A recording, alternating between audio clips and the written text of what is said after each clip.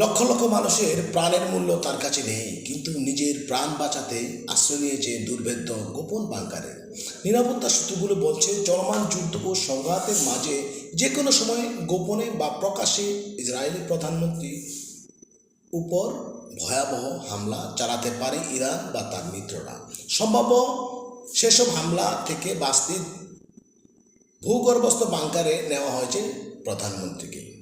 Times of Israel জানায়, বর্তমানে প্রধানমন্ত্রীর কার্যালয়ে বসছেন না নেতানিয়াহু। সেখানকার ভূগর্ভস্থ একটি বাংকার থেকে দাপ্তরিক সব কাজকর্ম তিনি পরিচালনা করছেন। সব মিলে একেবারে আবদ্ধ এক বাস্তবতায় বন্দী হয়ে পড়েছেন নেতানিয়াহু। রাষ্ট্রীয় ও ব্যক্তিগত জীবন, স্বাভাবিক জীবনযাপন থেকে অনেক দূরে সরে যেতে বাধ্য হতে হয়েছে তাকে।